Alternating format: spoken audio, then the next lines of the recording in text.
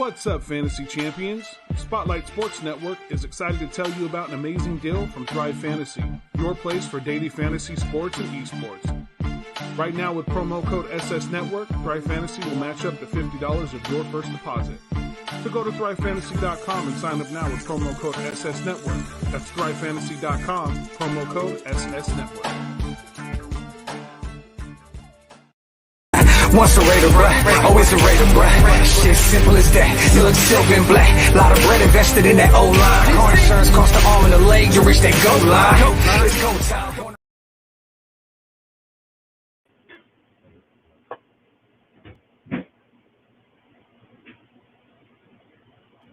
Hey, y'all hear me? Mic check. Yep.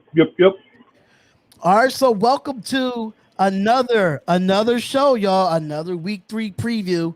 We have the Miami Dolphins coming into the Death Star on Sunday, 4 o'clock Eastern Standard Time.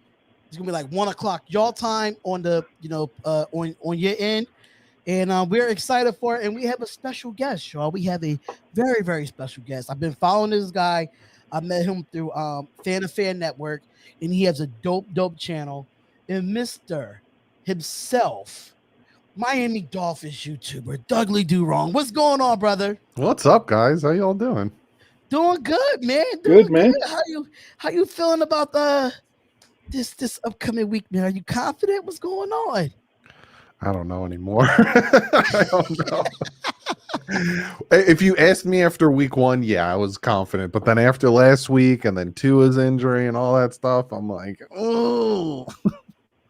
Okay, so we're going to definitely talk about the Dolphins, of course, knowing that you come off a real horrendous loss against the Buffalo Bills. How could you sit through that, man? I actually kept my stream up until the middle of the fourth quarter. And I was at some point you just gotta laugh about it. The bright spot though was the defense, because the Bills scored 2 quick touchdowns their first 2 series, and then the Dolphins shut the Bills down for a quarter and a half. You know, it was a lot of 3 and outs, a lot of punts, fumble, interception. And then the second half started, and the Dolphins defense was like, "Listen, if your offense ain't gonna score anything, we're tired, we're done." And then they allowed 3 more touchdowns.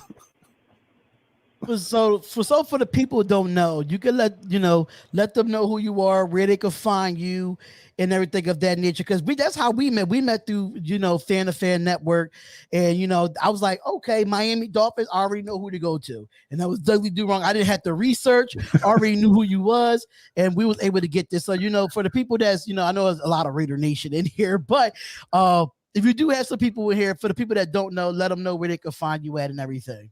Yeah. YouTube.com/Douglie Do Wrong. You can also find me at Twitter at Douglie Do Wrong. I got my podcast up, Douglie Do Wrong Podcast. That's for people that want to listen to the episodes on YouTube but are in the car or something. I'm also going to do some special stuff over there. Everything and anything Dolphins year round. I never take a break, which maybe I should at some point. I know how it is. I just did 2 shows on a different YouTube channel, and now I'm back here doing this one. So I completely understand. So Tua is out, and you got to go with Jacoby Brissett. So yeah. I don't think he's a bad quarterback, but not at all. And but how confident you are going to this game with him at the helm?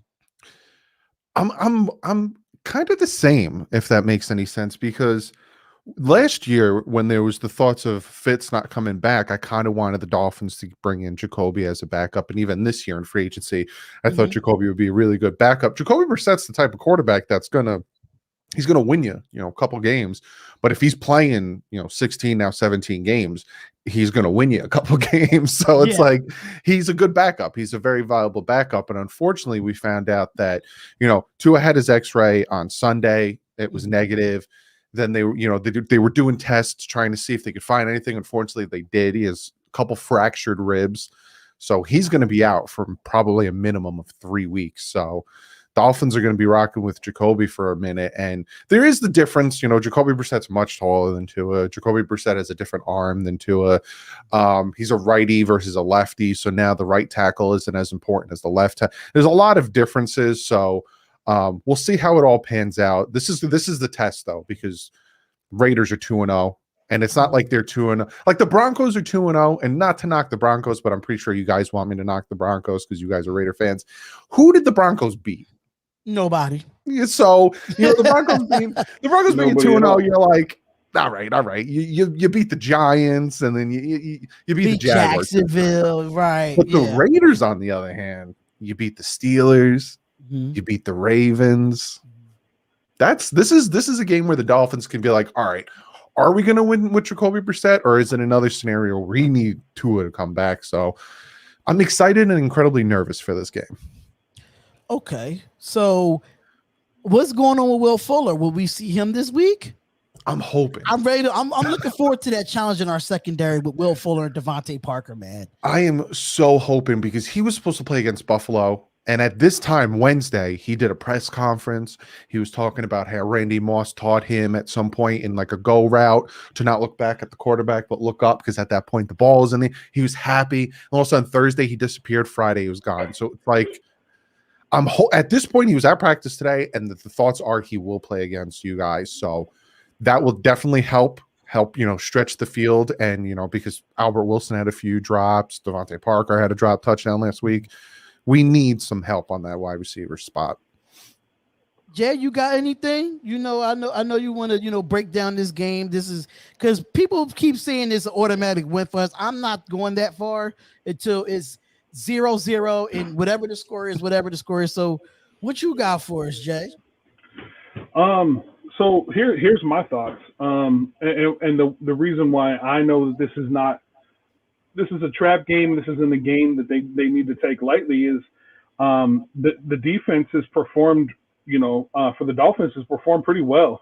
And they've actually allowed less points scored against teams than the Raiders have in these first two games. Now, the Raiders did go up against the Ravens and the Steelers, so we have to take that into account. But this is not going to be, we're just gonna roll into Allegiant Stadium and wipe the floor with the Dolphins. I mean, we have to take it seriously, and I am interested to see what John Gruden and Derek Carr and the rest of this offense have in store for a relatively good Dolphins defense. So, how are you feeling about your defense going into this game?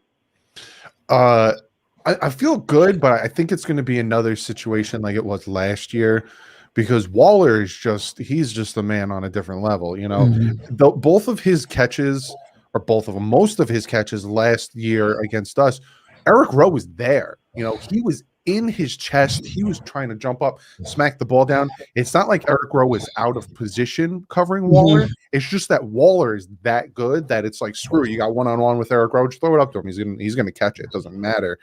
And Derek Carr is looking much better this year than he has. I know it's just 2 games, but he has looked much. I think he's leading the league in passing yards. So it's like 817 to be exact. It's going to be a good game. Now our defense versus your offense, that's going to be a good game. But when it comes to the other way around, I'm terrified of your guys' pass rush, because we already saw what our offensive line did to our quarterback.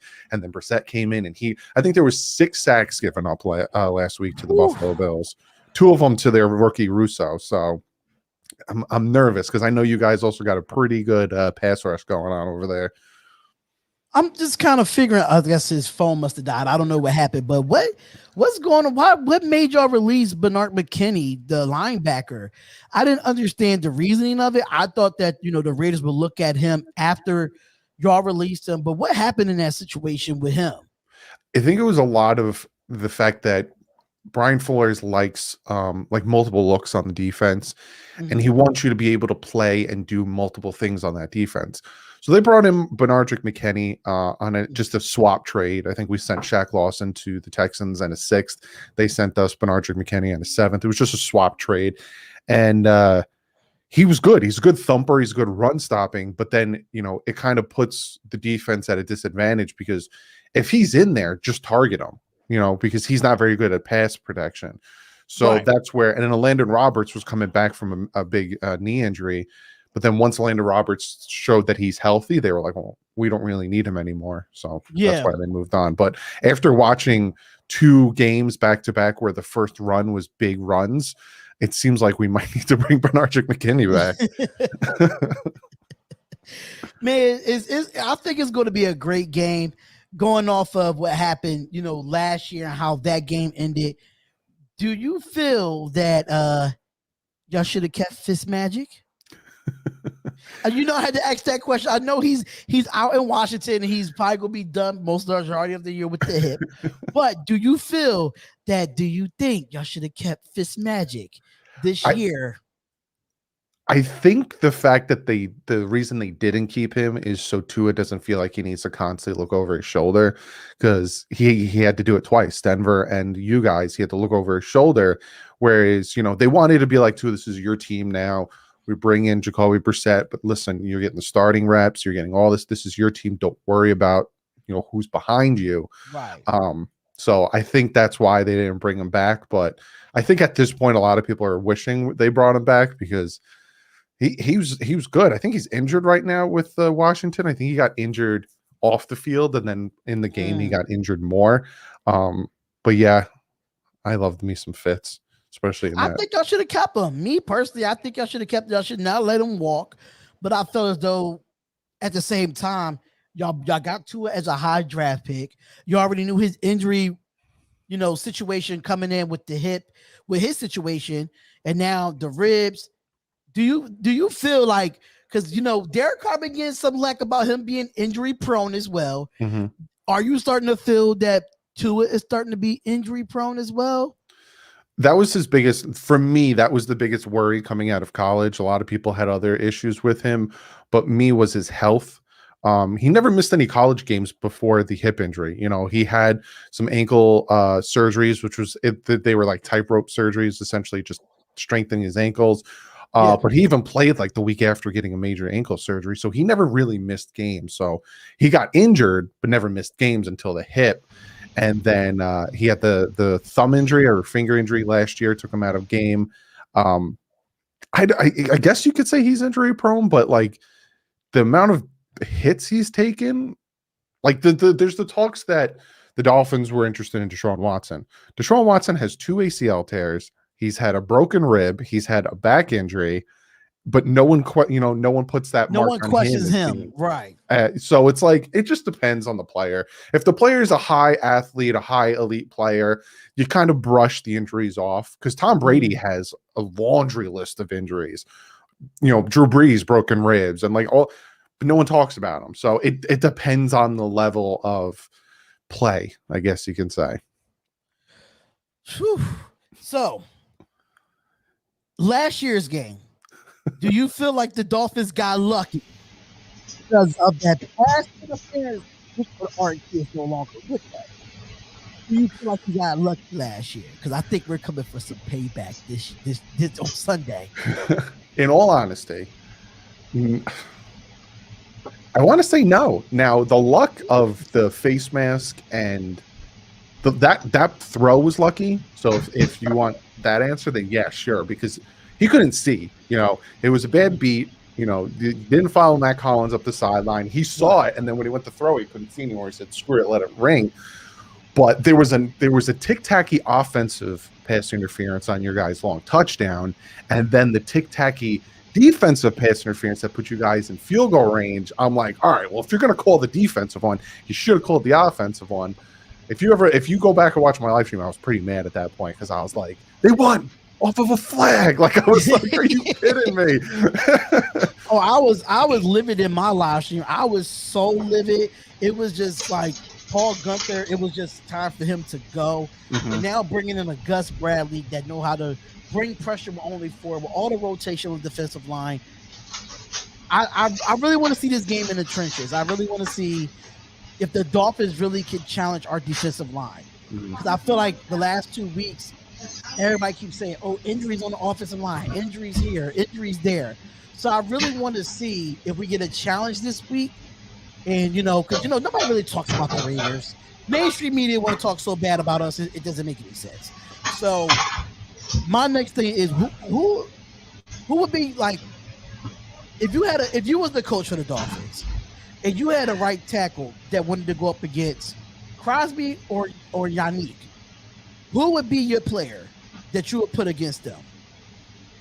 I'd want, and it sucks because the way the Dolphins built this offensive line, there's no vets. It's all, second, first year players. So it's like there's Jesse Davis. Jesse Davis is the only vet we really have that to play that right tackle position. And he's the one who gave up the Olay sack, essentially just letting the defender go and injuring Tua. So it's like, I would say hopefully Jesse Davis, because he's the only 5-year player we have. Other than that, you have Liam Eichenberg, who's a rookie. You have Austin Jackson, a second-year player. Robert Hunt, a second-year player. And it's just like, that's where the game is going to be interesting for me, is who is going to be taking on these responsibilities, and can the Dolphins offensive line at least give Jacoby Brissett 3 seconds for the plays to develop and get the ball out of his hands? It's going to be interesting. So, I mean, if you have questions, because I know I got one more question before you go. Kind of like what's going on. Me personally, as a Dolphin fan, I need to know, is Derek Carr playing on Sunday? I know I got my fingers crossed he doesn't. Yes. So he is playing. So what John Gruden said in his presser today, that John Gruden did fully participate in practice today, so he is ready to go. Oh, it's going to be it's going to be Kenyon Drake in a revenge game against the Dolphins, right? Oh, I forgot he was there. Y'all drafted him. Interesting. That's going to be a good game. Interesting. See, Jay, you got some questions, because I know I could go on and on, brother. I mean, so far you've covered pretty much, all. I mean, that was going to be my next big question: is how do you stop this Raiders defensive pass rush? But you guys kind of just talked about that. So, yeah. So that and then, like I said, the Dolphins defense is playing pretty well. So those were my two big burning questions of, what are we going to what is each side going to do? To rein in these defenses and to try to, score points against these defenses, especially given, the backup quarterback situation with the Dolphins and stuff like that. It's definitely going to be, it's going to be an interesting game. It's going to be a good game in Allegiant Stadium. So those are the two big questions I had. You missed out one question, because the Dolphins have a nice little secondary with Xavier Howard and Byron Jones. Now that's outside of the trenches. That's the matchup that I want to see, because Xavier Howard, he'll talk about he wanted to be traded earlier in the offseason, and now he's playing. And then you got Byron Jones, and I don't know who your other. I forgot the other names of the other, because Byron Jones plays safety or corner, right? Corner. He plays corner. Okay. So how are y'all going to attack the receiving core of the Las Vegas Raiders, knowing that we have Hunter Renfrow, Brian Edwards, Henry Ruggs, Willie Snead, Zay Jones, plus, Waller is going to be a part of that receiver core. How do you think that, that secondary is going to attack this wide receiver core for the Raiders?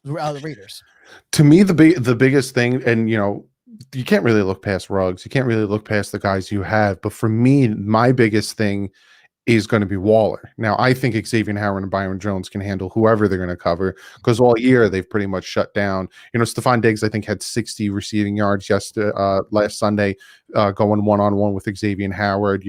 They tend to really limit the receivers that they are facing. It comes to your guys' slot. Like, if you put Ruggs in the slot, he'll probably have a pretty decent game, because he's either going to go up against Coleman or he's going to go up against Nick Needham.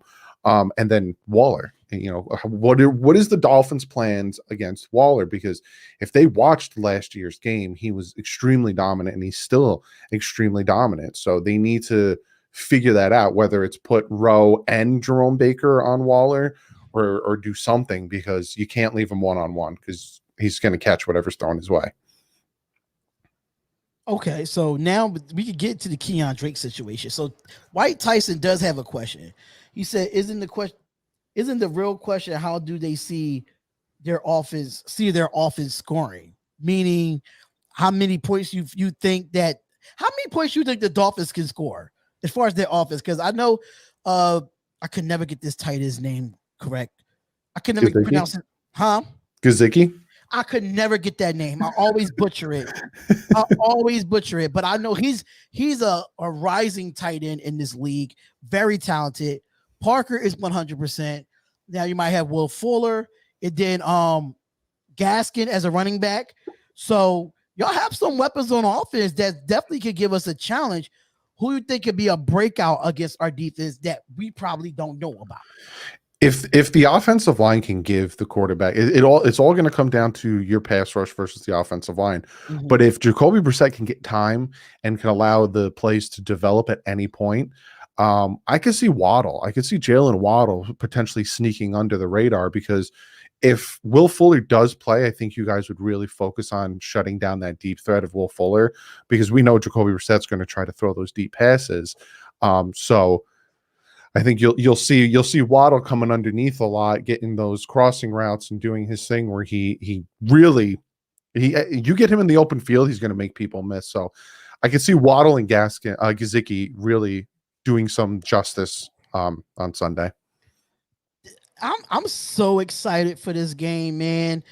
I know that it's been rough for y'all the last 2 weeks. Y'all struggled against, Pittsburgh. I mean, not Pittsburgh. Y'all played my New England in that game, which was an AFC East rivalry. Well, you want to say matchup, but I can't. I don't know, man. I just feel like this game might come down to the wire. I think it's going to be a low-scoring game. For some reason, I have this feeling that it's going to be low-scoring, but at the same time, I said that about Pittsburgh.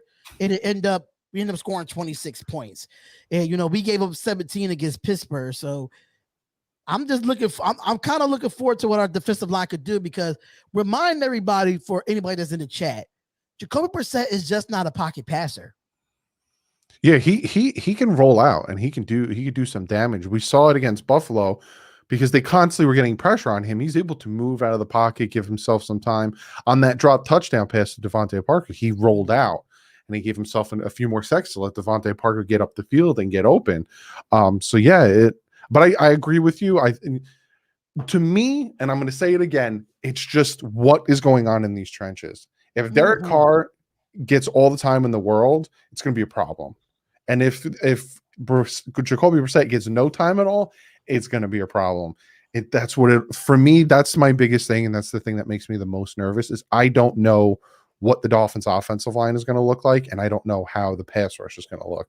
So it's like, I want to win, but if I'm going off of what I saw against Buffalo, it's going to be a hard game, especially against you guys and seeing what you guys did the past 2 weeks.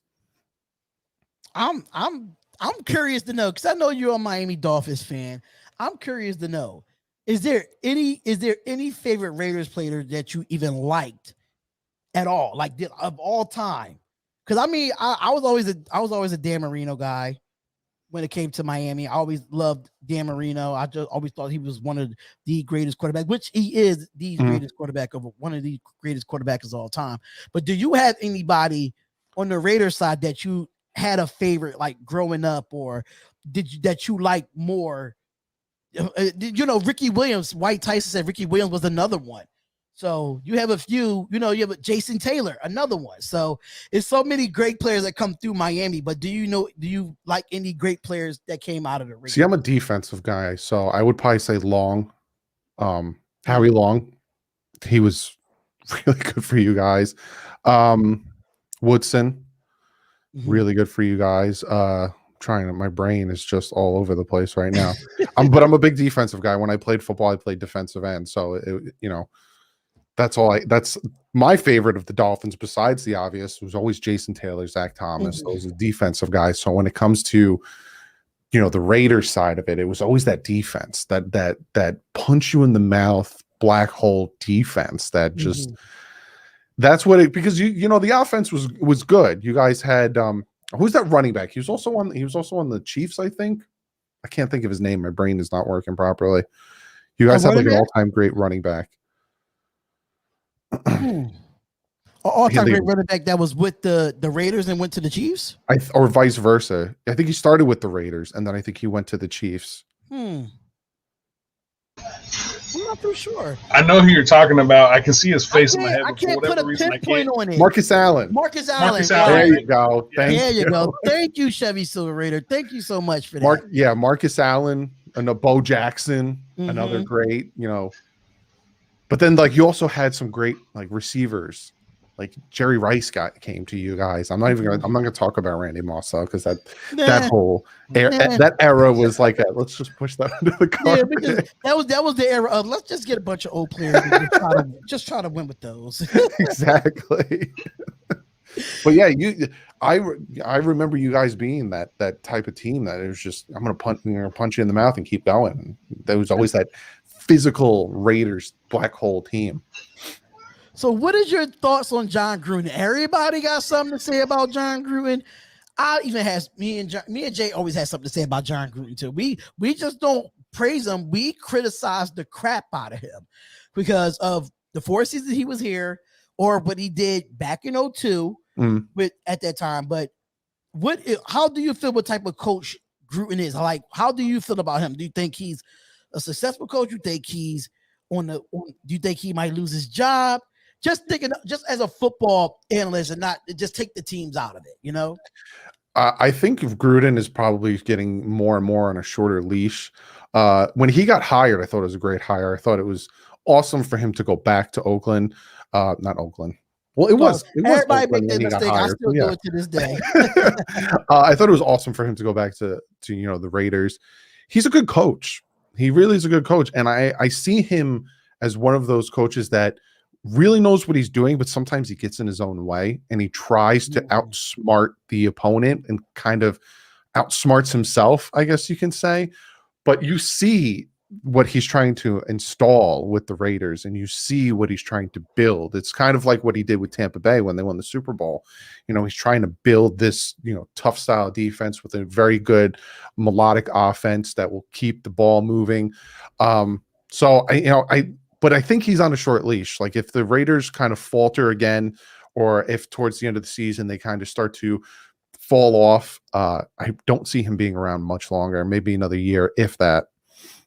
I think I'm the same way. I think me and Jay is on the same page when it comes to this. I feel like if we don't even make a playoff push this year, I think he's gone. Especially starting 2-0, you have to.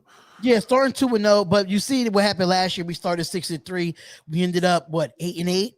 So hopefully with the right defense that we have now, where we're looking good. No Paul Gunther, Gus Bradley came in. Hopefully this defense can definitely hold up in the second half because we haven't been a second half team. That's the one thing. So my next question is against your offense, who is the top 3 players on our defense that you think, not even you think, the 3 defensive players you're concerned about against your offense? Who's the 3 defensive players on the Raiders that you're like, oh, we gotta make sure we block him, or we gotta make sure we outrun him? Who is those guys on the Raiders defense you think you need to be concerned about going into this game? My most important and most concerned is your pass rush, is your 2 edge guys, because they have just consistently for the past 2 weeks just been getting after the quarterback. And if you can't run the ball, which would be hard to do against this defense and these guys, you're not gonna be able to pass the ball, because then they're just going to pin their ears back and go after you and not be worried about the play action. So for me, it's not a knock on your secondary, because your secondary is good because it feasts off the way your front works. For me, it is that front, and it is your pass rushers and how little time they give the quarterback to actually let plays develop. So for me, that's what I'm going to be, really worried about is those 2 guys. So shout out to Ricardo for the $5 super chat. He said was good. Spotlight how many sacks this Sunday? Low balling around 5. What you think? How are you doing, Raiders? I'm gonna be honest. The way you've been talking about your offensive line, it got me feeling very confident in our defensive line. It got me feeling really confident. I say I would try 4, because I know how mobile Brissett can be. But the question is, when will he be mobile? Because mind you, Yannick Ngakoue is I don't think he's 100%, but Max Crosby by himself is a bully in himself. Without he's a man on a mission. He's a man on a mission that he's trying to prove everybody from the slump year that he had last year. So I feel like I would say 3 or 4 just to lowball it, but I don't want to overdo it either, because any given Sunday, anything can happen. We've seen it. It's one time we went from, I guess it was one game that we won, and then we went and played Atlanta, and we stunk it up. Yeah. And me and John was on that live stream, was like, oh, we ready to end this right now, because we was getting blown out by Atlanta. And like, it's any given Sunday. That's why I try to tell the Raider Nation and tell people, like, I'm not looking over this Miami game, no matter if Tua is in there or not. I'm not looking over this game. And I'm saying, oh, well, let's go to the next game. No, I'm not doing that. I'm not. Yeah, because we had a lot of the same players last season playing against the Dolphins, and that didn't go so well. So yeah, it didn't go so well at all. I was ready. I was ready to slam my head again like I did in the Jets game. I don't know if you saw that, but I ended up changing my whole shirt, my whole jersey, everything against that Jets game. And then we end up winning it. And I was like, "Are you serious?" I changed it. Darn it. I do the same thing though. Like when we were playing the Patriots, I was wearing one shirt, and then Buffalo again, I'm wearing the same shirt. If it works, it works. And apparently it didn't work, so I'm not gonna be wearing the same shirt again. But I was really looking forward to, what Tua could do in a full season, without him being hurt. And I was really looking forward to the challenge with Tua, even though Brissett, I'm not gonna take nothing away from him. But would you feel more confident if you had a healthy Tua than Brissett? Yeah, 100%. The way Tua runs this offense and runs the RPO, I would feel better, because he's also a little bit more athletic than Jacoby Brissett. So there is that chance of him getting more yards with his legs, where you watch Jacoby Brissett try to take off and scramble. You're like, is he actually running, or is he just standing still? Because he's pretty slow. So I would, and like you said, this was the year that, I didn't look at last year as a defining, like, this is who Tua is. A lot of things went into play on his season last year. This was the year I was going to judge him and see, is this the franchise quarterback, or are the Dolphins going to go out and try to make a move for Deshaun Watson potentially next year, maybe try to get Aaron Rodgers to come across. But unfortunately, he got injured, and with fractured ribs, that's not something easy you can get over. So minimum 3 weeks he's out, and that really hinders how the team and even his fans can really assess how he's going to do. So, but yeah, if I had to choose between a fully healthy Tua and Brissett, I would go with Tua. Now, with our size, before we get into that, shout out to Raider Prophet. He said Gus would use Littleton on a surprise blitz packages just to justify his role, get him involved. Why not? It's Miami. See, you see what I'm saying? When it comes to overlooking, it's Miami. I'm not going to overlook. I would love to see Corey Littleton have a great game. He was a big acquisition for us coming in. So I'm confident in coming into this game, but I'm not going to get overly confident, because I said I did it last year. I jinxed myself and we lost. I'm not doing it this year. I'm not doing it to myself. And it's surprising y'all have to come back to Allegiant Stadium. Surprising we don't have to go to Miami this year. So yeah, I think it's just the way it played out schedule wise. Yeah, because now you got the fans. That's going to make a big difference compared to last year. So shout out to Ricardo again for the $20 super chat. Thank you for the super chats. Really do appreciate it. Carl Nassa, where did he come from? Finally earning his money. Put this D is not like last year. No way we lose this game. The D is a tunnel vision, energy, and motor that's contagious around the team, bro. I agree. Carl Nassib is a very underrated defensive lineman in this rotation, especially with the defensive ends with Clean and Farrell playing inside and outside, our former fourth overall pick, Darius Fowline and Jonathan Hankins. Sad to see Jerome McCoy. I would love to see more of him, the way he went down on Monday night. But hey, that's the thing. We have so many people that's going to be fresh legs against this offensive line. So did you do your preview of your video yet? Because I know you've been working on this on your channel. I'm like, this guy cannot. He always uploading something when it comes to Miami Dolphins. This guy's been working. So, Yeah. Jay, you got anything, man? Because I know, I mean, it's pretty late, but still, we had to get this in, man. We had to get this in. Yeah, no, I was, I mean, as far as the secondary of the Dolphins is concerned, Byron Jones definitely has me worried. Xavier Howard definitely has me worried. So I just hope that the Raiders can go out and the offense doesn't sputter, because the last thing I want to do is be behind in the second half, and have to come out and fight tooth and nail to come up, because just like last, I am shell shocked from last season and playing against the Dolphins and what happened.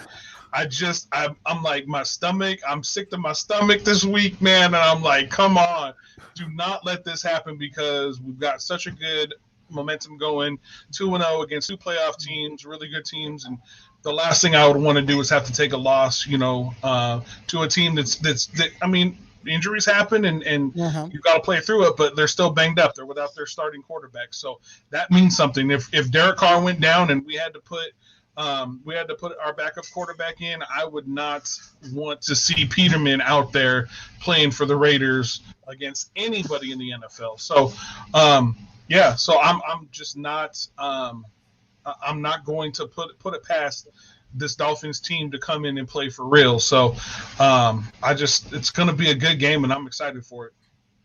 Now let's turn to the flip side of things. The Dolphins defensive line versus our offensive line, because our offensive line is a little beat up. Incognito has not played the last 2 weeks with a calf injury. He did not practice today. And then you have Alex Leatherwood. He did go out in the Pittsburgh game, but he was a full participant, in this game. And we know Alex Leatherwood is a rookie. And then, we have to mix and match some things there. How do you feel about your interior against our offensive line?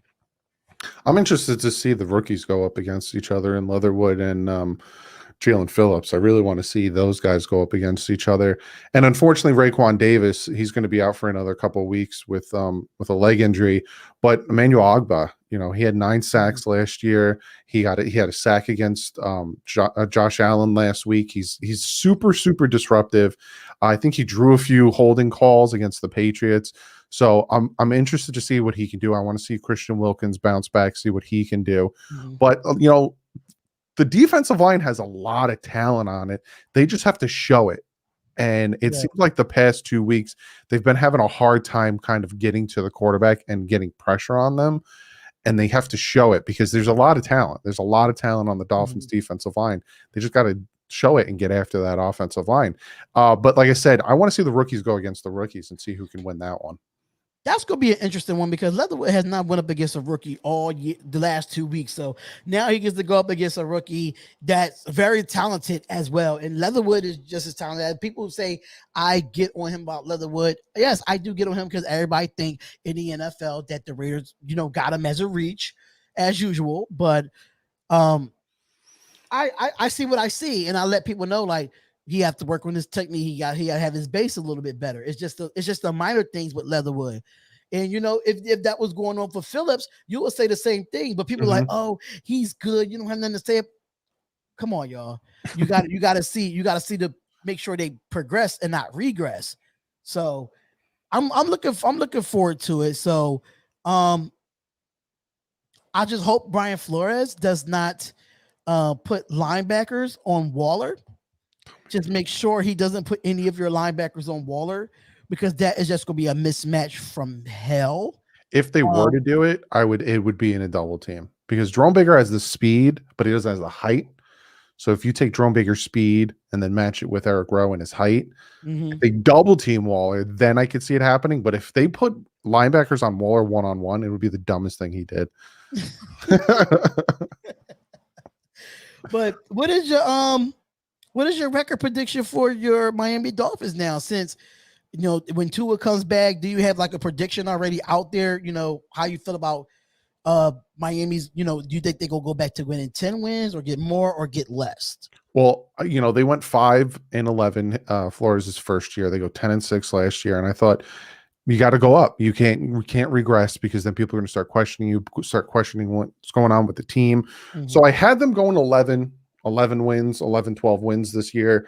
With Tua being out, I have to see how Jacoby Brissett plays. If he plays better than Tua, or if our offense scores more, not saying against you guys, but we have the Colts next week, and we'll see if Carson Wentz even plays next week. If they score more with them, then it's going to be an interesting thing. Maybe they still stick with that 11 to 12 wins. But if they still struggle like they did against Buffalo, it might. My prediction might go down to 10-7, maybe even 9-8. I really like your running back Gaskin. I can't wait to see him against his defensive line. I can't wait to see him because we shut down. We didn't shut down our run game. Our run game against Baltimore was, of course, you have Lamar Jackson. You have to worry about him, and now they boarded Latavius Murray and some other guys. But I think we did pretty well against Najee Harris. A lot of people was like, "Oh, can the Raiders stop the run against Najee Harris?" Now, outside of Gaskin, who else do the Raiders defensive front should look for when it comes to the running back position? Don't overlook Savon Ahmed. He is a very good pass catching running back, and he's very fast. So he's another guy matched up with Myles Gaskin. So there's some formations where both of them are in the backfield. Really good, because you'll have these formations where it'll be Brissett in the backfield and shotgun. He'll have Gaskin on one side, Ahmed on the other, and he'll motion Ahmed around him to kind of resemble a bubble screen that he's going to throw to Ahmed. And he decides in that moment in this RPO offense, is he going to hand it off to Gaskin, or is he going to throw the bubble to Ahmed so that he reads the defense? Are they biting on the inside? If they're biting on the inside, I'm going to drop it off to Ahmed. But if they're trying to take that away, it'll leave a lane open in the middle, get the handoff to Gaskin. This RPO offense that the Dolphins installed, which is Tua runs fantastically, really messes with the defense a little bit, because you get three options. Either he's going to hand it off, he's going to keep it, or he's going to throw a quick slant to either Waddle or Parker, which kind of won them the game against the Patriots because it was 1st and 14. They needed that first down. Like, RPO'd and gave it to Parker, got it 2nd and short, and eventually won the game off a first down. So, yeah, don't overlook Ahmed, and even Malcolm Brown. He's that big third down back. He's somebody that can be very dangerous as well. And I can kind of say that for our running backs too, even though our running backs pretty struggled in the Pittsburgh game, but I still like how Peyton Barber ran the ball. I still like how, Keon Drake was catching the ball out the backfield. I'm just hoping we use Trey Reyes, our undrafted free agent that moves up to the 53-man roster. Hopefully we can see a bit of him, because we won't see Jalen Richard until after week 4 because he's on IR. My next question was, I think me and Jay is about to laugh about this one. What's going on with Lib Bowden Jr.? What's up with him? What's going on with this guy? I was a big fan of him. I'm gonna let everyone know I was a big fan of him. I did a whole thing on why the Raiders should draft Lynn Bowden Jr. If we end up drafting him, and then we're trading him. So I would like to know, what's your thoughts on having him in Miami? I don't even know if he's still on the football team or not. So yeah, he's on the football team. He was dealing with a calf strain for most of camp. He also had an uphill battle, trying to displace either Will Fuller, Devontae Parker, Waddle, Jakeem Grant, Albert Wilson. He was very low. But the Dolphins, like how you felt, the Dolphins see something in him because he was really good for us last year. So unfortunately, he got put on the IR. So the Dolphins essentially stashed him away. Because if you put your player on IR before the season starts, he's there for the season. But if you do it after the season starts, you can bring him back within 3 weeks or 8 weeks. So before the season started, they were like, look, we don't want to cut him, but we have more wide receivers than we need. They put him on IR and they stashed him. So that guy is so talented, man. So he's good. He's real good. So we're talking about running backs. Here's my question. So Malcolm Brown, he's your number 2 top producing running back right now. Tell us what do the Raiders have to look for in him to keep him from putting those yards up? He's that bullback. He's that guy that if it's 3rd and short, 4th and short, or even goal line, they're gonna give it to him because he's gonna plow through somebody and try to get some yards after carry. So it's gonna he that's where he comes in. Between the 20s, it's more of Gaskin Ahmed style where open field, get him to him, try to make that stuff work. But then once it gets down there, they're going to do that. But don't be surprised if they use Jacoby Brissett on some quarterback sneaks, because against the Patriots, there was some 4th and shorts and 3rd and short, and they took Tua out and they brought Brissett in to do a quarterback sneak. Right, big man. He's a big man. Yeah, I've seen that a few times this season too, in a couple games where, especially in the Patriots game, I actually did a live play-by-play of that game, and I see they brought Brissett in on those 3rd and ones or those 4th downs, and Brissett is not no slouch. He's built like a linebacker, and so at the quarterback position. So as far as what the Raiders need to do, we got to make sure we wrap up. We got to make sure we tackle, because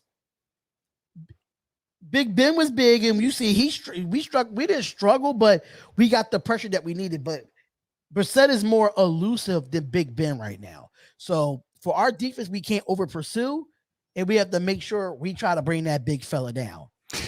That's my thing. So we got a $5 super chat from Ricardo. Steelers tried to bracket D Waller all game, and how did that work out? 380 to Tugs.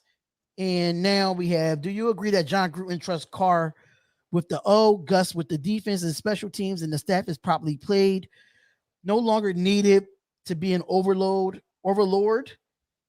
Just be a good coach. Thank y'all for the $5 super chat. This is back to back. I think y'all together, if I'm not mistaken. But shout out to everybody that's in the chat. If y'all have not gone and subscribe to Douglie Do Wrong. He has great Miami Dolphins content. If you love football, not just Raiders, if you love football, you definitely want to go subscribe to him. Definitely a great brother here. Definitely a great content creator. And me and Jay loves to do this every week with different people. We had the Still Twins on last week. Me and Hammer, another person that's part of the crew. We had him on, and then we had TTB Ravens Media on Monday night for the Monday night game. So we love doing these type of shows, man. We love doing these type of shows. So let's talk about it. Final prediction for this game. Oh, I have 2 predictions because it all depends on the offensive line. If the offensive line gives Jacoby Brissett time and the Dolphins are actually able to score, I will actually say the Dolphins will pull this one off. I think that the defense has enough in it to contain the Raiders. Waller is going to score as long as we don't let him take over the game, just go crazy. I do think that the Dolphins can pull it off if the offensive line can give Brissett enough time and have the offense move somewhat. Now, that being said, if your pass rush consistently torments the Dolphins offensive line, I don't think the Dolphins will win this game. I think you guys will win it by more. So if I do see the Dolphins win, I think it'll be close. I think it'll be like 24-21 Dolphins win. If I see the Dolphins losing, I think it's going to be by more. I see the Dolphins losing by like 14-28. So it all depends on, can the offensive line contain your guys' pass rush and allow the receivers to run their routes and allow there to be a run game? If that happens, I see the Dolphins, pulling this one out. But if it doesn't happen, I see you guys winning by at least 10 points.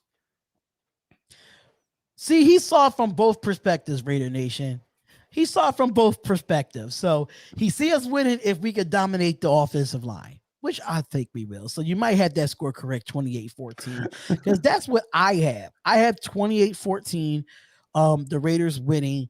I think that we can, if we could get pressure on Brissett and mess up the timing with Fuller and Devontae Parker and those guys on the offensive side of the ball, if we could, mess up that timing, getting pressure from up the middle or from the outside, I say 28-14. And it's just like, if the Raiders could start off good. Instead of being a second half team, we probably could score more. But since the Raiders have not started well in the first half of the first 2 games, I'm giving the Raiders 28 points.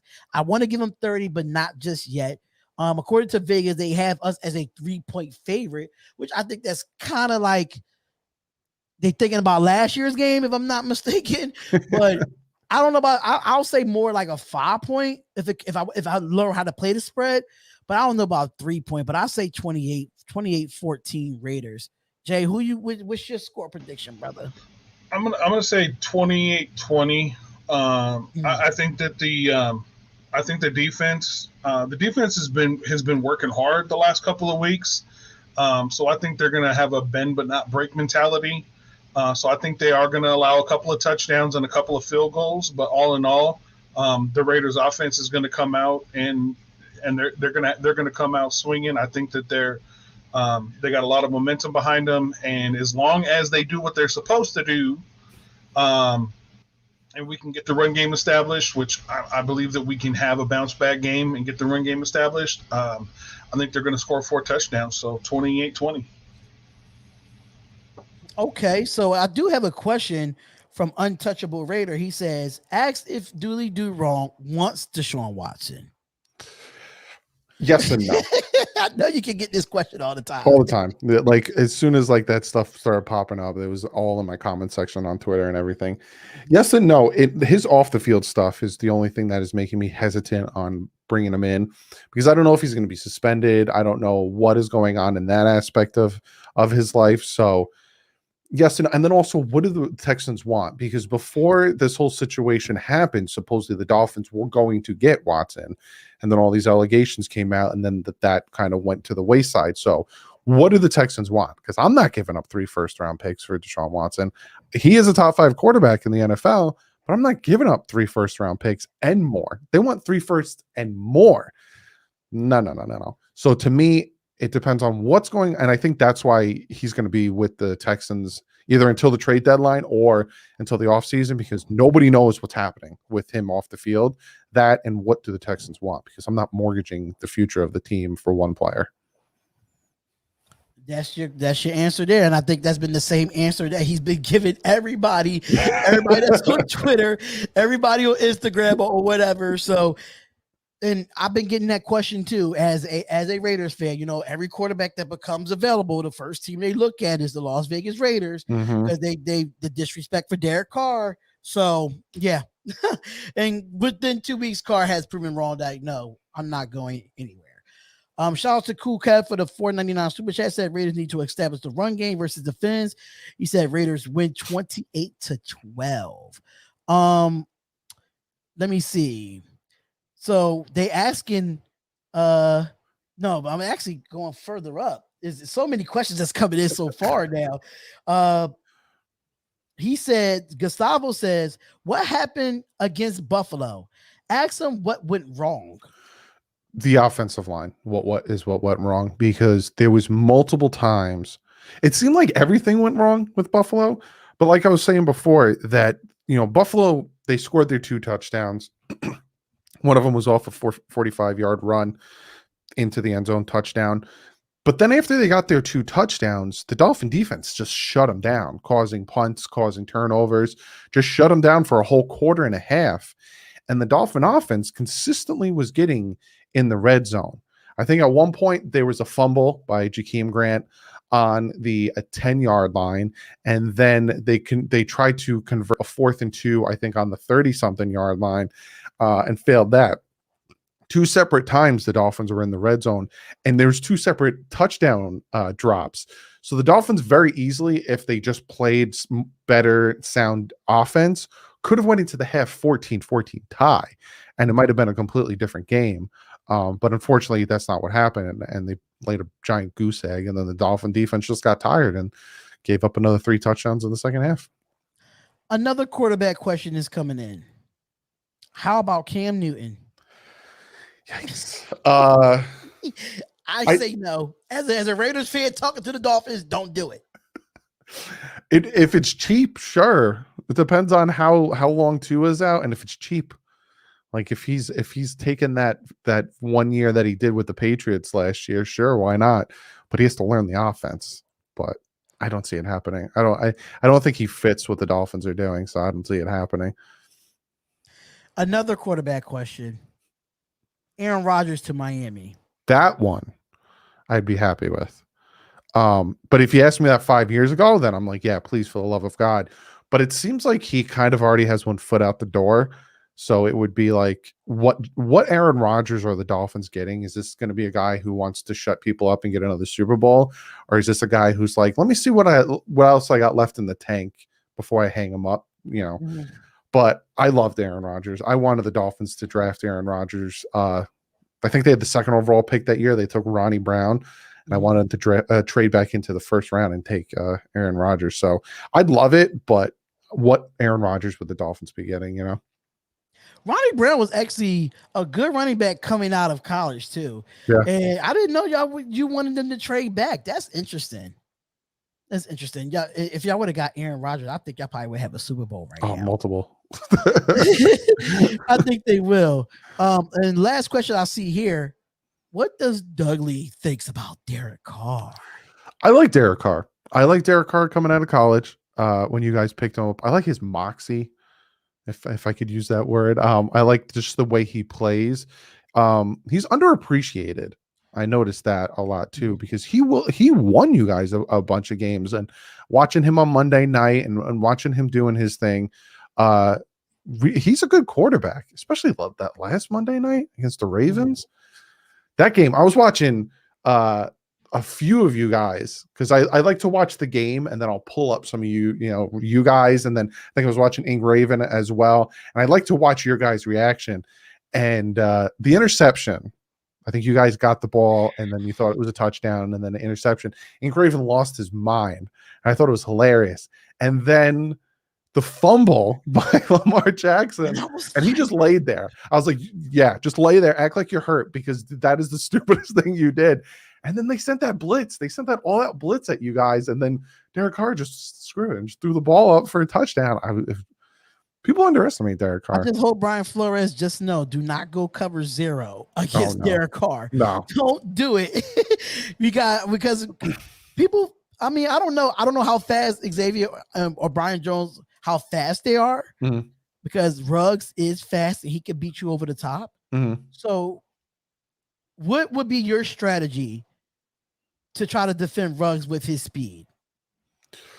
I'm putting a safety over top, no matter what side he's on. So I'm going to have McCourty, because that's the safeties the Dolphins are riding with now. McCourty and Eric Rowe. But Javon Holland goes in there a lot. And Javon Holland has been really, really starting, as the games go on, to show the type of player he is. So Javon Holland, I might even have him kind of shadowing, if not Ruggs. Also have him, with Waller.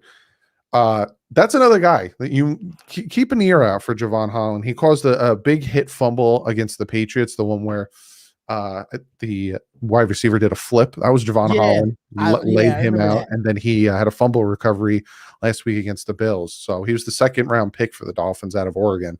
Very, very, very good safety. That was one of the guys that I was looking at coming into the draft. One of our guys, Hammerhouse, that be a part of our crew, he was like, Javon Holland, because I know I was a Trayvon Merritt guy, and I was like, if we can go get both of them, I'll take it. But Miami ended up getting to the pick and end up getting him, because I think he's a great talent out of Oregon. Great talent. And I think he's going to be underrated in this game. And I can't wait to, for our receivers to have that challenge, because our receiver core is young too. Hunter Renfrow, I think he's in his third year. Ruggs and Edwards in their second year. I think the oldest receiver on our team right now is Willie Snead.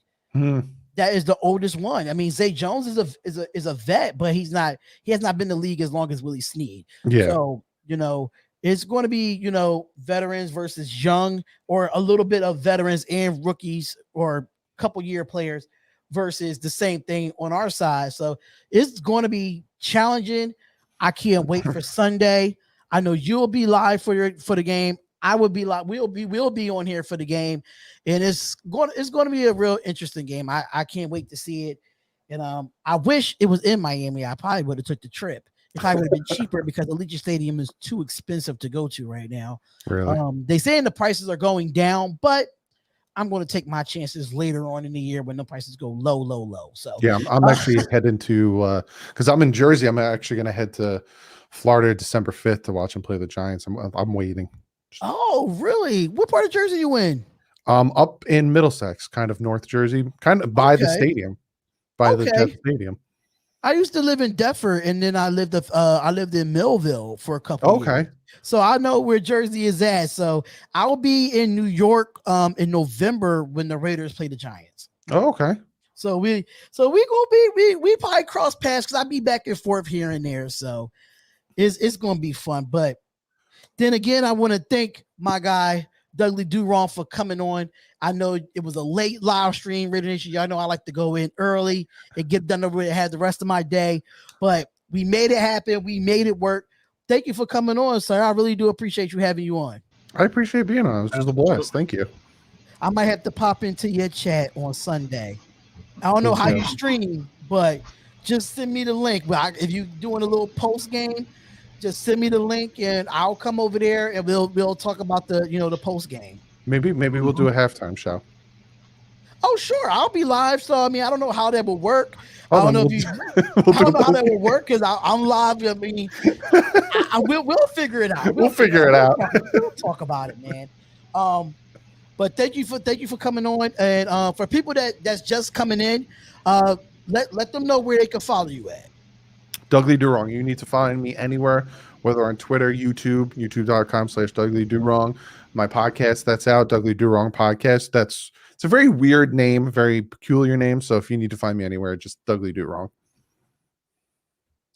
All right, so thank you so much, brother. Me and Jay's gonna stay on and talk a little bit more Raiders, and then we're gonna hop off, and then we're gonna go from there. But I will definitely text you, and talk to you, and see how we could do the halftime show or post game or something of that nature. Definitely, man. I'm excited. All right, thanks, man. See you later. Thank you. All right. And that was Douglie Do Wrong, ladies and gentlemen. And Turbo Duran, if you have an issue with me and the way we run our show, thank you for the view. We appreciate it. Thank you. Yep. Thanks. Thank you for the view, Turbo. Thank you. I appreciate it. Thank you for the view. But shout out to Douglie Do Wrong for coming on to the show. I do these every Wednesday with different YouTubers that we play against our opponents. And good show. Like, share, and subscribe. Make sure y'all follow Raider J77 as well. His channel is in the description. Make sure y'all go and subscribe to Raider J77. He will have more content up. I know that he's a hard-working man and stuff of that nature. But let's talk about the Never Lawson news. He is with the Jacksonville Jaguars, y'all. Yep. He has signed with the Jacksonville Jaguars. Good luck. Hey. Go ahead, man. Go ahead. Oh man, it's about time. I've been waiting for it. I'm like, why do we keep, why do we have this weak link on the defense that is just we're just stuck with him. I don't understand. Like, just get rid of him already. Let's move on. The guy is not good. He's average at best. He's super inconsistent. So just like, shout out to Terrence. Terrence goes, Jags need the new drugs. Y'all are the most loyal fans in the world. Like, I don't know what I would do without y'all. I don't know what Raider J would do without y'all, man, because we're so loyal to our Raiders. And when someone leaves, especially a bad one like Neville Lawson, and a lot of people kept asking me, and asking us when we do these live streams, they ask us in the chat, oh, why Lawson was not gone? I try to tell y'all have to wait after week 2 for him to be cut. And after that Pittsburgh game around 8:00 in the morning, they cut Neville Lawson. Done. I said it. And I made a whole video on it like, he is not going anywhere. But it has been some roster moves over the last 24 hours. Let me actually go to it. Shout out to Raider Scout. If y'all not following him on Instagram and you want your Raiders news right then and there before anybody else get it, NFL, Bleacher Report, any of that, Raiders.scout on Instagram. Make sure you follow him. So, according to 6 hours ago, Raider Scout put out that the Raiders had released linebacker Markel Lee, and the team hopes to re-sign him to the practice squad. The Raiders are officially signing tackle/guard Jackson Barton off the Giants practice squad. So, I'm not surprised.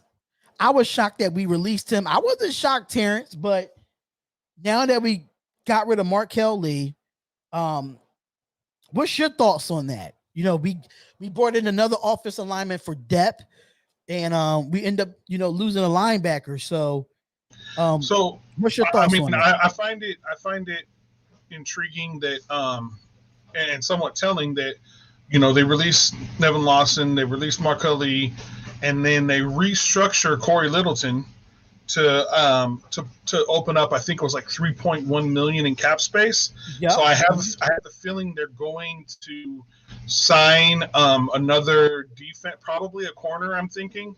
Another defensive player, probably a veteran, somebody, maybe like on a 1-year prove-it deal, like a Richard Sherman or something like that. So I kind of feel like that's what they're going to do, because that's kind of been the dark spot. It's been better than last season, but still kind of struggling is the secondary, the corners, the coverage in the pass game. And so I kind of feel like they're going to bring in one more corner, probably a veteran, somebody that really be like the anchor to this defense's cornerback room. So we'll just have to see. But that's my thoughts on why they would have released Markel Lee. Kind of like just, maybe not so much that he was a bad player, but just kind of, we got to make some room. We got to make some cuts. We got to do some stuff to bring in something, another player. So. Right. So I see the injury report here. The injury report is for Wednesday for Miami and for the Raiders in itself. Derek Carr, full participation in practice with an ankle. Alec Ingold with a fibula, but he was a full participation in practice. Quentin Jefferson with a knee, he was a full participant in practice. Alex Leatherwood, full participant in practice with the back injury. Nick Bukowski was having a concussion, but he was limited at practice. Carlton Nassib with a pec and a toe injury, he was limited. Yannick Ngakoue, because I say I get his name wrong all the time. Hamstring, he was limited. Darius Fowlon with a knee, he was limited. Richie Incognito did not practice. John Jacobs didn't practice. Dylan Levette with a concussion did not practice. I would have expected that anyway, the way he took the hit last week. And Roger Teamer with an ankle, he did not practice. For Miami, they have I don't know how to, okay, so Devontae Parker was a full participation. Preston Williams was a full participation. That's another wide receiver that we definitely need to look at when it comes to this defensive side of the ball. Preston Williams he's a very underrated receiver in the league. Jesse Davis with a knee, which Douglie Duron was just talking about. He's limited. Jakeem Grant with an ankle, he was limited. And Tua Tagovailoa, we all know he did not practice. But this is a good one here. Dominique 5. Can we promote Clinton Dix already? Thank you. I don't want to go out and get Richard Sherman. I just don't. And I just hope that they don't forget that you have a veteran in Clinton Dix on the practice squad, where we don't need to have that distraction. Even though Richard Sherman has been quiet between his whole personal issues and all that. But, if we go out and get Richard Sherman right now, that's going to be a distraction.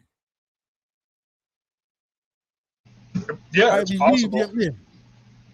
I think it will be a distraction because, a lot of people didn't, sign him after that. But I love his talent. Don't get me wrong.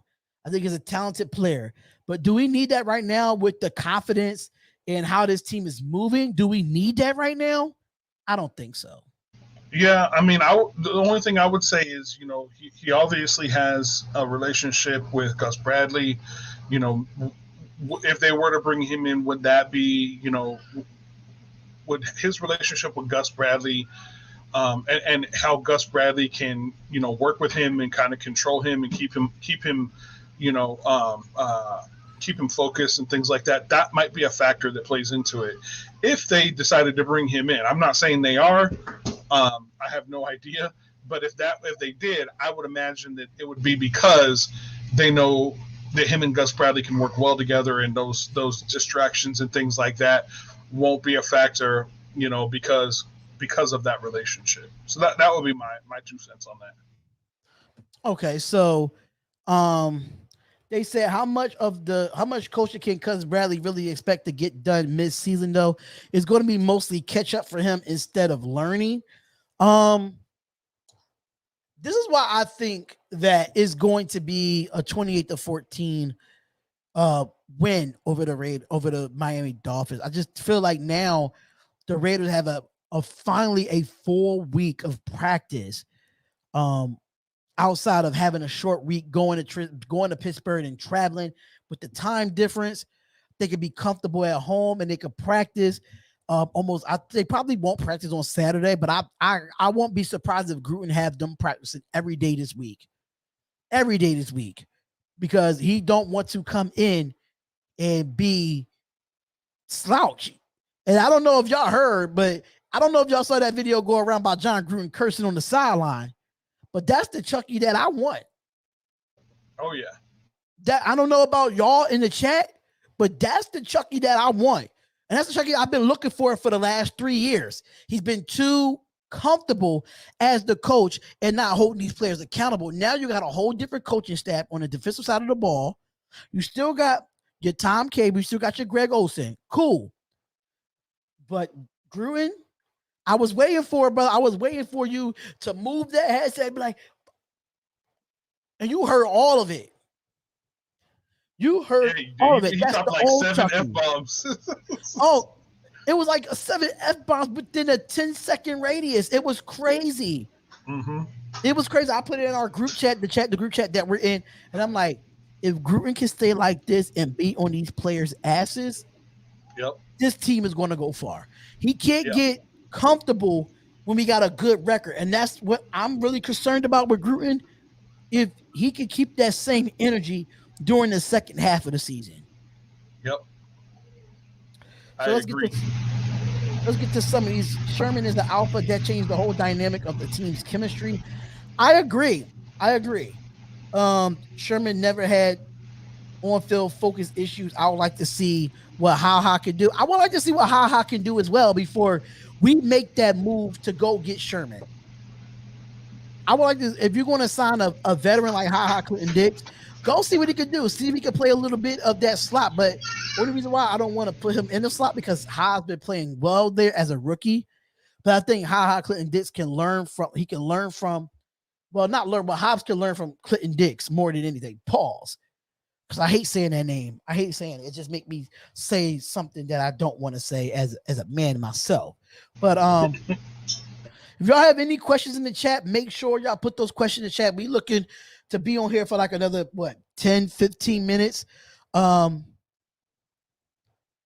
thought Ha played safety, Sherman corner. I think Clinton Dix can play both a little bit of corner and a little bit of corner, a little bit of safety. That's how what's his name that we had last year that we released? Demarius Randall, a guy that we released. He could play both. And Clinton Dix comes from that Don Capers Packers defense. So they both played it. Raiders gaming 101. Where do you rank our defense? Jay, you want to take this one? Well, according to NFL rankings, we are ranked 16th in the league right now. But I would say, if from what I understand and the stats and stuff like that, I know that Max Crosby is number 1 in QB pressures. Yep. And so I would say that I think our pass rush is ranked like 1 or 2 maybe right now. So, I mean, that's why I would put him anyway. I don't know the exact number, but I do know that NFL ranking has us at 16th in the league. Right now, I would rank after 2 weeks, I would rank the Raiders there. at 16th. And I said that I'm not looking forward to jumping into the top 10, but if we could get close to the top 10, we could get between that 15 and 17 area, which they are at 16 right now. I'll be fine with that. As long as it's not 20, 21, 22. I don't want to be in the 20s. I want to be in the teenage years. I don't want to turn 20 and have to, I just don't want that. I'll take a top 15 defense, and if we can really improve our pass rush, but our pass coverage, then this defense will take another step I believe we'll take a step into the top 10 given the pass rush. Yeah. I think really, the pass coverage, and then maybe I think we can improve a little bit at linebacker, but I feel like we're pretty solid at the linebacker position. So, it's funny. Here's a little bit of at the end, I want to share some good news with Raider Nation. So go ahead. Okay.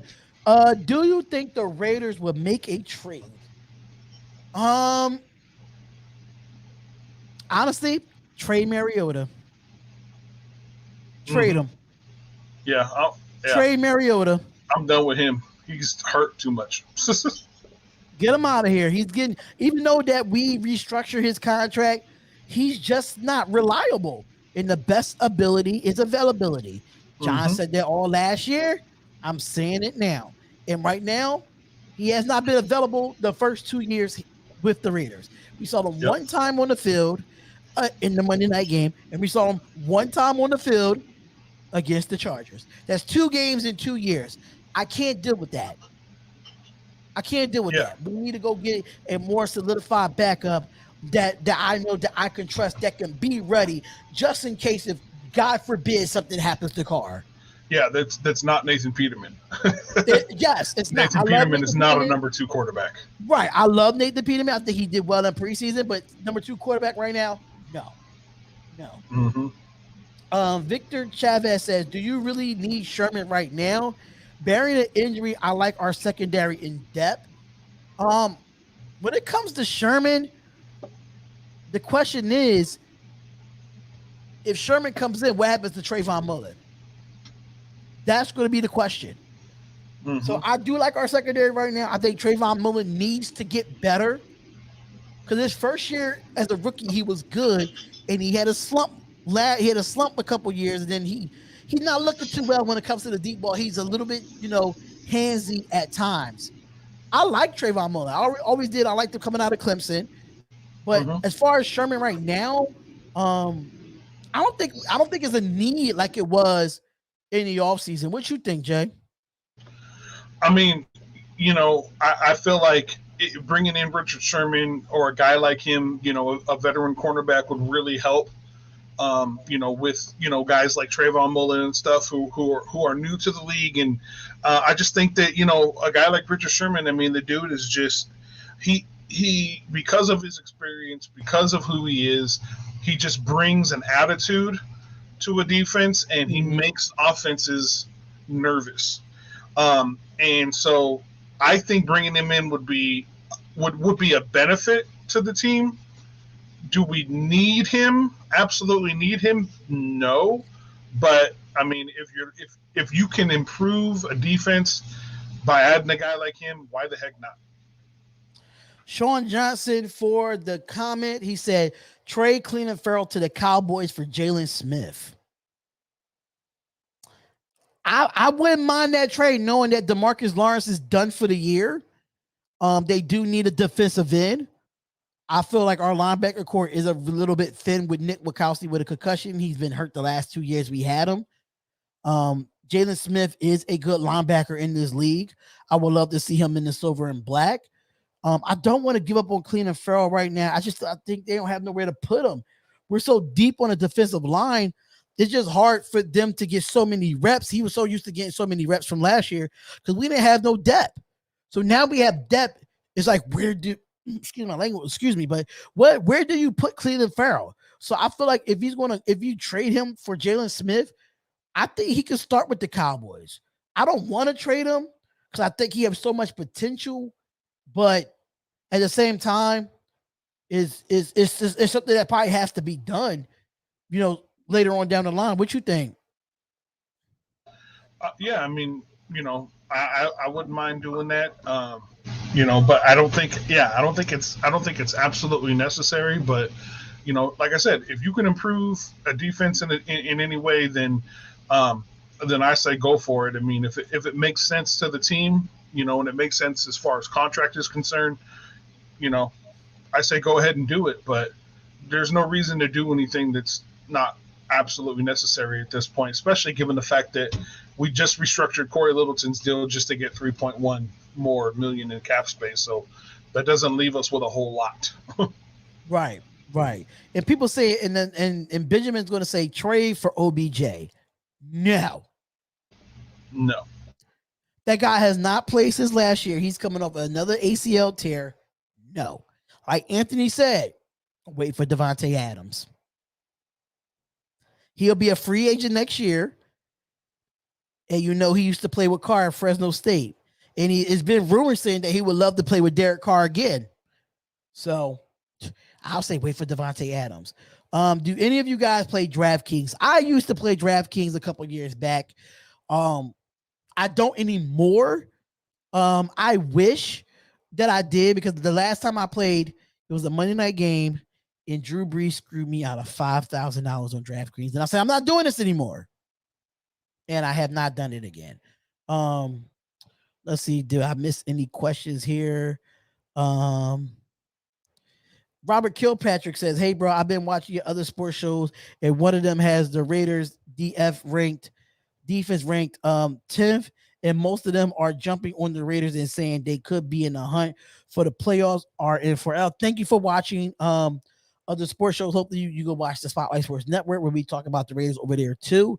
But yeah, if they got us ranked 10th, then I will take that. I would take that as well. But I kind of felt some disrespect from the mainstream media, where I don't know if you saw the ESPN power rankings or the NFL.com power rankings, how I think ESPN have us as ranked number 15 overall, with teams that have one loss is ahead of us. Yeah. I sat here and said NFL.com had us at what, 11, 12, I'm not mistaken. But the ranking where they have Pittsburgh, where they have Baltimore, they have Baltimore in the top 5 in power rankings. Yeah. And I understand that y'all beat the Kansas City Chiefs. Cool. Y'all beat the Kansas City Chiefs. So what? But y'all still ain't beat us. Y'all 1-1. We're 2-0. So it makes no sense how our teams just keep getting disrespected. And that's why I tell a lot of people in our chat, on our Spotlight Sports Network chat, I say this.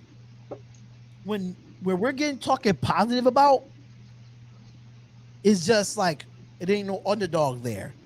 That's why when Jake told me that the Raiders are 3 points to win the 3-point spread against Miami, I said to him, like, yep, we might lose this game.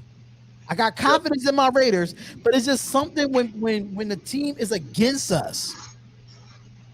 When the mainstream media is against us, we play so much better when they're against us. But when they're on our side, we play like shit. When they expect us to win, we lose. When they expect us to lose, we win. And now hopefully this curse can be done on Sunday. I hope this curse can be over on Sunday. I really hope it is. Yeah. All right. So he said, "Oh, go ahead." No, I was gonna say I just wanted to say here, real quick, to let everybody know some good news. I got a few little tidbits for everybody. So, is anybody? We as an offense, that first half of that first game, I was like, we're done. It's over. Like, it's terrible, right? Right. We are ranked number 1 in offense right now in the NFL. Ooh. Number 1. We are ranked number 1 in passing right now. Number 1. So I'd like to say this. if they can if Derek Carr can keep this up, I completely take everything back that I said about him. I've always been critical of him. I've been frustrated with him over the last couple of seasons. If they can keep this up, man, I'm all for it, bro. The other thing that I wanted to say is that the Raiders have not started the season at 3-0 since 2002, and they reached the Super Bowl that year. That was the last year that we got to the Super Bowl. So that's really, really good, man. I'm excited about it. And also, Derek Carr has had 1,817 passing yards in his first 2 games this season, the most in any 2-game span in Raiders history. So those are good. Those are positive things. Coming out of just the very beginning of this season. So I'm with it, bro. I just wanted to share that. I'm with it, and I really hope John Gruden let him be the gunslinger that he is in the first 2 weeks. I don't take that away from him, Gruden. Please don't take that away from him. But shout out to Captain Jack Rackham. If y'all have not subscribed to Captain Jack, him and the Chronicles of the Black Hole, if you want to talk about old school Raiders football, these are the guys that do it. Captain Jack Rackham and Chronicles of the Black Hole, they are the OGs when it comes to Raider Nation fans. So if you want to learn about your history on the Las Vegas Raiders, when it was in Oakland, when it was in Los Angeles, any of that, subscribe to Captain Jack Rackham and Chronicles of the Black Hole. I'm sorry that I'm trying to go back through the questions. Raider 30 said, do you think the defensive players have an assignment of sticking Hunter Renfrow and get embarrassed by him so bad they got Hunter a little extra because I think they will have. I think Miami will have an assignment for Hunter Renfrow. Yeah. But that's going to be tough to have an assignment for Hunter Renfrow where you have other receivers that you're going to have to account for. Mm-hmm. And that's why I think that this offense is so dynamic. Is because you have players that's finally stepping up, and you can see that Ruggs is getting comfortable and Edwards is getting comfortable because of having a training camp. And now when they went through a full training camp, they went through a full preseason. I just feel like I'm so excited about this, and I just feel like Hunter Renfrow is going to be accounted for in this game. But listen, he's a great route runner. He's a great route runner, and a lot of corners can't keep up with great route runners. You don't have to be the fastest. You don't have to be the target to make all those fancy plays. If you can get the job done, and that's what Hunter Renfrow's been doing. Yep. That's what Hunter. If y'all have any more questions, just let us know. We got like 3 minutes left before we end the show. Victor Chavez says that I talked about it before the season. Gruden was building a modern day version of the 2002 team. 5K passer, Ganning / Carr, 21K and wide receivers Waller and Ruggs, 1K rusher Gardner and Jacobs. Number 1 offense in the league. Interesting. I'm telling you, if the Raiders make it to the Super Bowl this year, oh my God. Don't even talk about that, bro. I don't want to talk about it, but it just bring it back. You brought back memories with the 2002 Super Bowl. Like, it's you true. Brought it back. Like, oh. Man. That's some good stats right there, though. That is some great stats. Oh, yeah. Okay, Ben Malik, he says, how many yards, run yards can we expect? You want to take this one? Or this next game? Huh? How many run yards can we expect this season, or just the next game? Right. That's the question. Do you want? So, Ben Malik, if you want to put in there, do you want it for this game, or do you want it for the rest of the season? And before that, we'll go. Oh, I don't know about this. Tampa Bay versus LV in a Super Bowl rematch. No, I don't want that. Not with Tom Brady. That'd be a hell of a story, though. It will be a hell of a story. But you know what, though? If we can do what we can do, if we could beat him in the Super Bowl, I think he'll ride to the sunset. I'll think he retire. If we get to Super Bowl and beat him, Probably. That hurt his ego. I gotta have that roster spot for Incognito. Unfortunately, I love Rich, but we need an extra healthy old lineman. Just saying. You have a point there, man. Richie Incognito been hurt since last year, man. I mean, it was good that we released him and brought him back, but I thought we was bringing him back with a Rodney Hudson and a Gabe Jackson. That's what I thought we were at the time. So, yeah. I mean, maybe I that agree. might be a possibility of why they're trying to open up some cap space and do what they're doing is maybe they want to bring in try to find another offensive lineman, and release Incognito. I mean, who knows? Do you see Gus building the 83 defense? I can see him building a great defense. I wouldn't say 83 defense, but I can see him building something similar to it. Because you got to think about the NFL changes over the decades. They change over the years. The 83 defense, you can body slam and forearm and do all types of stuff, slam people like in a suplex city. You can't do that now. So I say mentality-wise, yes, but physically, no. Rich and Chris, this is my first time here, so make sure you welcome me. I thought you were saying like Roman Reigns, someone acknowledge me, like the Roman Reigns thing. But thanks for coming in. Hope you subscribe to both our channels, and thank you for being in here. He said next game, but both when it comes to the what do you expect from the run? Oh, sorry. What? Next game, but both? Next game, but both. So right now we are ranked 30th in rushing. It's not good. It's not good right now. So with Josh Jacobs, it sounds like he's probably going to be out for another game. Without Josh Jacobs being there, I'm not gonna rely a whole lot on the run game. I say probably about. I put us around 50 to 75-ish yards, maybe. But do you think it has something to do with that offensive line not opening up holes either? Why our run game is like so bad?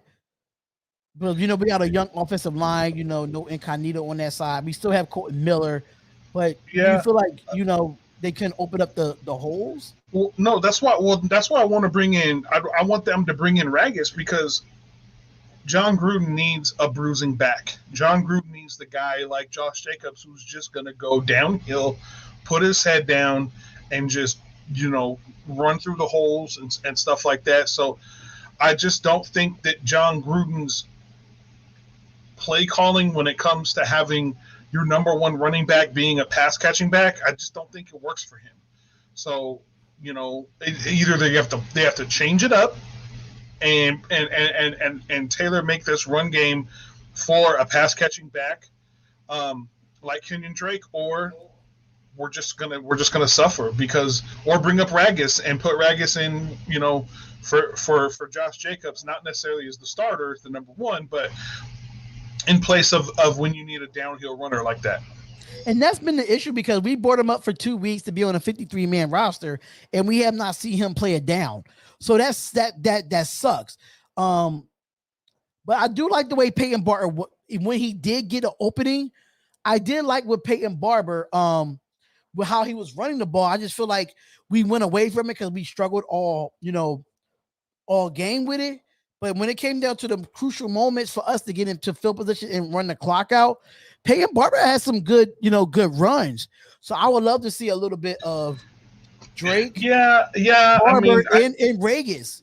Yeah, I mean, I agree. Yeah, I agree with that, and I know that's why they brought in Peyton Barber. But like you said, we haven't seen it happen, and those runs, that he had in the last game, a lot of that was in garbage time. There wasn't a lot riding on the game, so I don't know. Hopefully that'll change. According to John Gruden, there was supposed to be, a lot more from Peyton Barber, and it just wasn't there. Yeah, I think we'll see more of Peyton Barber because that was his first game playing as a Raider. He didn't play in Monday night, so that was interesting. So Savage Boy Kev on Facebook says, since the Broncos and the Raiders are 2-0, can we take a second and talk about some Chiefs slander? LOL. Can always number one, Chief slander. I mean, their defense is trash. I can't say that. I think offensively, if we play up to our potential when we play them in week 10, and this defense is still not coming together, I think we could beat the Chiefs in week 10. I think the Chiefs are a very beatable football team, and there's no way that Lamar Jackson throws 2 picks and still wins the game. He throws 2 picks and still wins the game. Yep. And the Broncos, I don't care about the Broncos being 2-0 because they played a bunch of nobodies in the first 2 games. They played the Giants, they played the Jaguars, and now they playing the Jets. If with that schedule, the Raiders would be 3-0 right now. For real, I would predict that more than anything. The Jets is garbage, Giants garbage, Jaguars garbage. That's why that defense looks so good in Denver, because they didn't play a high power offense until it's time to play us. Yeah. Let me see here. Do we have anything else? Not that I know of. You see, Mario Niguez says, "I much respect for this show. Thank you so much. Make sure you subscribe to the channel and subscribe to My City, My Game." He did put the link in the chat, so make sure y'all go over there and subscribe to him. We do have 124 people in the chat. Actually 114 to be exact. We got 4 people on the Spotlight Raiders Talk Facebook. So for people that's on the Facebook, make sure y'all comment, like, and subscribe to the channel. Good question right here from Income Stock Investing. Who plays for Levitt this week? Tyrese Gillespie. I say yes. I say give that man a shot. Give that man a shot. You got him in what? What round did you get Gillespie? 3rd or no, 4th, 5th round? One of those around the same times that you got Hobbs. Why not? Levitt's going to be out. I say put Gillespie there. He's a tackling machine too, and he could cover. What you think? Yeah, no, I agree. I think that, I think they give him a shot this week. There hasn't been any official announcements or anything like that, but I say give him a shot. Shout out to B-Town Breakdown, my boy from Bobby from B-Town Breakdown. He covered all Boston sports, but he says, "Sup, fellas, y'all keep it going. Go 3-0. Let's see." Even though that he's a Patriots fan, and I know how he feels. I know he's going to put the middle fingers in the chat as always. He's going to be like, "Oh, either way, I show some love. F the Raiders or F the Sixers," because he's a Boston Celtics fan too. So shout out to B-Town Breakdown for coming on. Really do appreciate you, bro. Darion, is Gruden a good coach? Oh, wow. Come on, Anthony. You really just put me on a spot, bro. You really just put me on a spot. I think he's a good coach. But just like Douglie Do-Wrong said, he gets too much and he gets into his head a bit too much and try to do too much. Just keep the game simple. Don't try to confuse anybody. None of that. I feel like Gruden he's a good coach. I support Gruden, but he makes some bonehead decisions. You got to have a good coach that got to be criticized on what they do wrong. All coaches in the NFL ain't perfect. I'm gonna get on John Gruden the way I could if that was Andy Reid, if it was Brian Flores, if those coaches was on the Raiders, even Sean Payton. If Sean Payton was the Raiders head coach and he did some bonehead stuff, I'm getting on his ass too. So yeah, I think he's a good coach, but he just need to get his head out of his ass when it comes to certain situations and certain moments in the game. That's it. Yep. Amik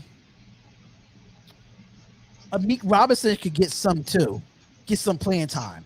Oh, speaking of that, I don't know if anybody saw my Twitter lately, but I had a tweet a couple days ago when I did a live about Damon Arnett.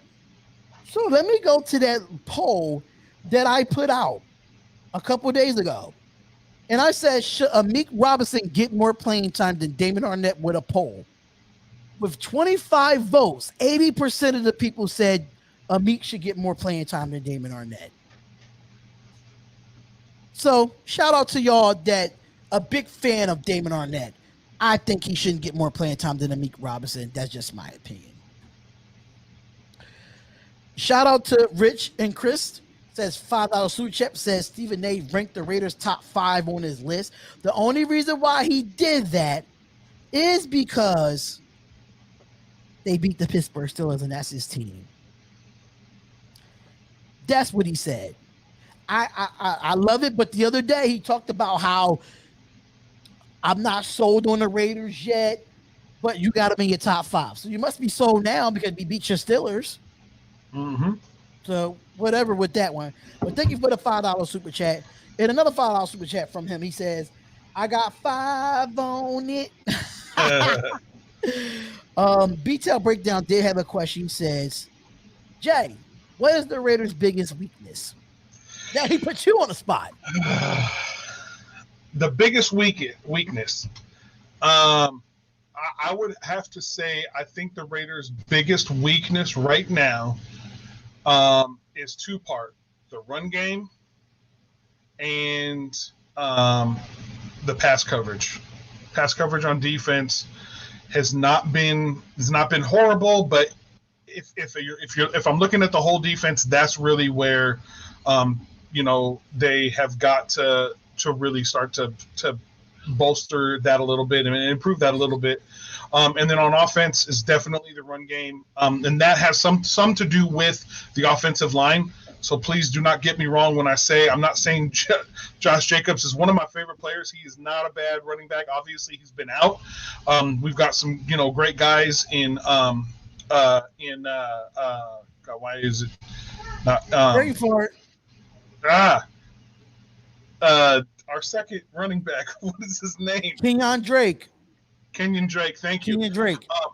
Yeah, so I think that he's a great running back. I'm not saying our running back group is not good, but the combination of them not finding the holes and not doing what needs to be done, and also the offensive line in the run blocking is just really a weakness right now. So we've got to be able to get the run, improve the run, and improve our pass coverage in our defensive backs. Those are the two things I think are the biggest weakness. So there you have it, guys. We answer all your questions for you.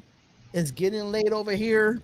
I got to get up in the morning and get some things done. But we want to thank everybody for coming in. Everybody saying the offensive line. Yep. Don't get me wrong. It is. Offensive line is, oh, yeah. We shift them players around. That's definitely we got to get the run blocking better. Pass blocking has been pretty good besides the one thing what happened with Derek Carr, but that happened after the play. Oh my God. I don't know why I get these weirdos in here. Block the user. Yeah, I know. It's so stupid. I don't know why. So whoever's the moderator in there, make sure y'all keep blocking that person. But we thank y'all so much for coming on. Jay, let them know where they can find you at, brother. Well, see, my YouTube, My City, My Game. So type in My City, My Game, Raider J77, or you can just go to YouTube /C/My City, My Game, and it'll take you directly to my YouTube channel. And then on Twitter, it's Raider _J77, My City, My Game on Facebook. Yeah, so those are the places you can find me. And Richard Grant says, even though he don't like Stephen A. Smith, is something about wanting to hear what he has to say. And I want the Raiders to shut him up. Surely did. Yep. Surely did. So we thank y'all so much for coming in. Thank the Douglie Do Wrong for coming on to the show. It was really fun having him. And, we're going to keep this up every Wednesday. Times might be different due to, the person's scheduling.